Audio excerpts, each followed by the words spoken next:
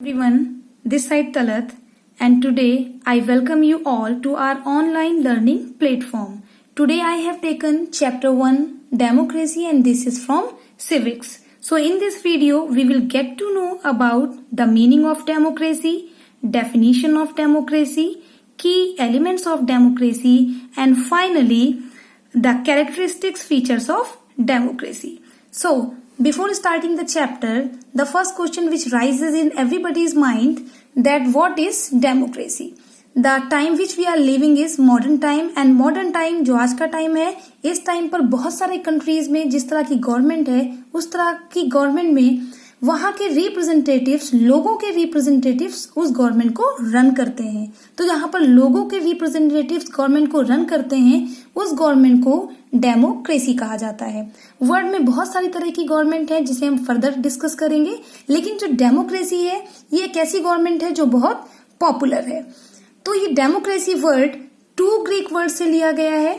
Demos means people and Kratos means rule, means एक ऐसी government जिसमें रूलर्स को लोग चुनते हैं और वर्ड डेमोक्रेसी का मतलब ही है एक ऐसी गवर्नमेंट जहां का रूल लोगों के द्वारा किया जाता है।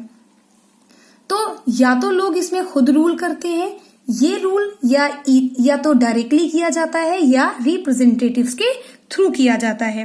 अब रिप्रेजेंटेटिव्स के थ्रू कहने का मतलब ये है कि मान लीजिए कि किसी कंट्री में पॉपुलेशन बहुत ज्यादा है और अगर हम उस केस में सारे लोगों को ये कह दें कि सारे लोगों को राइट है, सारे लोगों को अधिकार है कि वो खुद राज्य करें, तो हो सकता है कि बहुत सारे कॉन्फ्लिक्ट्स क्रिएट हो जाएं, बहुत सारे कॉन्फ्लिक्ट्स अराइज हो जाएं। तो इसे अवॉइड करने के लिए ग्रुप ऑफ पीपल यानी लोगों का एक ग्रुप अपने में से ही एक लीडर इलेक्ट कर लेते हैं जो उनके बिहाफ पर उनके लिए डिसीजंस लेता है, इसलिए कहते हैं रिप्रेजेंटेटिव चूज करना। अब चलिए बात करते हैं डेमोक्रेसी की डेफिनेशन। तो अब्राहम लिंकन ने डेमोक्रेसी की डेफिनेशन क्या दी? In Abraham Lincoln's word, democracy is a government of the people, by the people and for the people.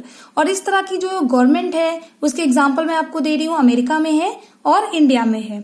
अब इसका मीनिंग क्या है? Democracy is a government of the people, by the people and for the people. इसका meaning है एक ऐसी government जो लोगों के द्वारा बनाई जाती है, जो लोगों के लिए होती है और जो लोगों से ही बनी होती है।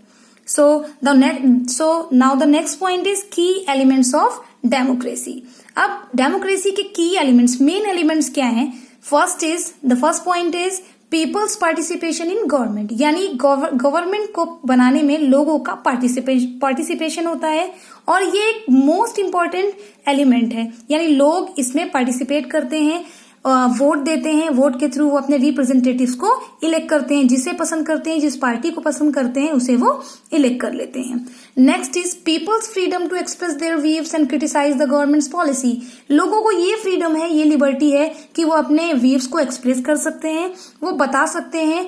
और दूसरी चीज कि अगर गवर्नमेंट अपने काम अच्छे से नहीं कर रही है तो वो उसे उसकी पॉलिसीज को क्रिटिसाइज भी कर सकते हैं। Next is people's right to get equal treatment. लोगों को एक ऐसा राइट दिया जाता है जिसमें सारे लोगों को एक इक्वल ट्रीटमेंट दिया जाए, उनको इक्वली ट्रीट किया जाए। Next is conflicts among the people are resolved according to the laws of the land which are same for all the people. Means मान लीजिए किसी एक जगह पर कोई प्रॉब्लम क्रिएट हो जाए, कोई झगड़ा हो जाता है, कोई डिस्प्यूट हो जाता है, कॉन्फ्लिक्ट हो जाता है, तो उस जगह पर रहने वाले लोगों को उस जगह के लॉ के हिसाब से ट्रीट किया जाएगा।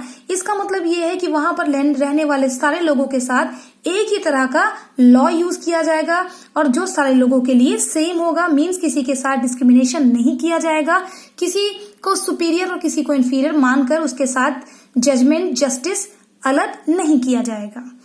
Next point is features of democracy. Features of democracy का फर्स्ट पॉइंट है, यानी इसके जो फीचर्स हैं, जो खास चीजें हैं हमारी डेमोक्रेसी की या डेमोक्रेसी टाइप ऑफ गवर्नमेंट की, तो फर्स्ट पॉइंट है इसका universal adult franchise. Universal adult franchise का मतलब है कि वो सारे लोग whether they are boy girl man women कोई भी हो, वो अगर 18 ईयर्स या 18 ईयर्स से ज्यादा के एज के लोग हैं तो उन्हें वोट देने का राइट है। वोट देने का राइट मीन्स वो इलेक्शंस में अपने रिप्रेजेंटेटिव को वोट दे सकते हैं। उनके साथ किसी भी तरह का डिस्क्रिमिनेशन नहीं किया जाएगा on the ground of caste, class, colour, sex, religion etcetera. Means उनके साथ किसी भी तरह का डिस्क्रिमिनेशन नहीं किया जाएगा। Next is voting age is 18 years, और ऐसा करने के लिए जो ये यूनिवर्सल एडेल्ट फ्रेंचाइजी है इसके लिए एक एज डिसाइड की गई है एंड दैट इज 18 ईयर्स। यानी 18 ईयर्स से बड़े या 18 ईयर्स के जितने लोग भी हैं उन्हें वोट देने का राइट मिल जाएगा। Next is our next point, regular elections. Regular elections में सबसे पहले है government is form for a fix period of time. Means ऐसा नहीं है कि गवर्नमेंट अपनी मर्जी से कभी 10 ईयर्स, 5 ईयर्स, 4 ईयर्स के लिए बनाई जाए। No, this is not done. तो ये गवर्नमेंट जो है इलेक्शन के बाद एक फिक्स टाइम के लिए, फिक्स पीरियड ऑफ टाइम के लिए इसे बनाया जाता है। और ये टाइम जो हमारे इंडिया का इलेक्शन का टाइम है दैट इज 5 ईयर्स। तो 5 ईयर्स पूरे होने के बाद सपोज अगर एक गवर्नमेंट अच्छे से काम पूरे कर लेती है, कोई प्रॉब्लम नहीं आती, तो 5 ईयर्स के बाद फिर से रेगुलर इलेक्शन किए जाएंगे, फ्रेश इलेक्शंस किए जाएंगे। और अगर पहले की गवर्नमेंट ने अच्छे काम किए हैं तो उस गवर्नमेंट को री इलेक्ट भी किया जा सकता है। आप एग्जांपल के लिए देख सकते हैं 2014 में बीजेपी ने विन किया और उनके 5 ईयर्स कंप्लीट होने के बाद 2019 में फिर से इलेक्शन किए गए और फिर से उसके अच्छे कामों की वजह से दोबारा से उस गवर्नमेंट को री इलेक्ट किया गया।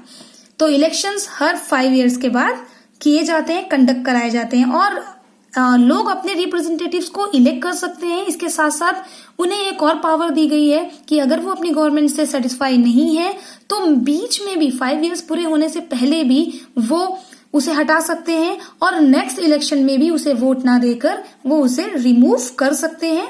मीन्स उसकी गवर्नमेंट नहीं बनाए। Next point is ruling party and opposition party. अब ये रूलिंग पार्टी कौन है और ये ऑपोजिशन पार्टी कौन है?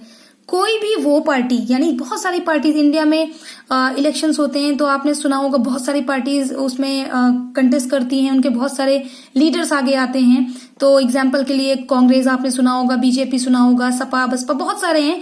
अब इसमें से बहुत सारी पार्टीज अपने अपने कैंडिडेट्स को आगे खड़ा करती हैं, फिर उसके बाद वो इलेक्शन कॉन्टेस्ट करते हैं और फिर उनकी उस एरिया में जहां वो इलेक्शंस में पार्टिसिपेट कर रहे होते हैं उस जगह पर उस किसी भी पार्टी के मेंबर्स अगर हाफ से भी ज्यादा सीट्स पर वो जीत जाते हैं तो वो वहां पर अपनी गवर्नमेंट को बनाते हैं।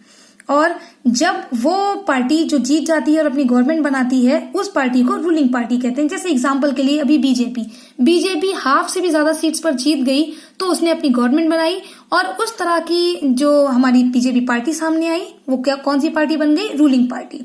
अब है ऑपोजिशन पार्टी। क्या होता है? तो ऑपोजिशन पार्टी वो पार्टी होती है जो सारी पार्टी, एक तो पार्टी जो जीत गई वो रूलिंग पार्टी हो गई और बाकी जो जितनी भी हार जाती हैं वो ऑपोजिशन पार्टी बन जाती है। यानी हारने वाली पार्टी ऑपोजिशन पार्टी बन जाती है और जीतने वाली पार्टी रूलिंग पार्टी होती है।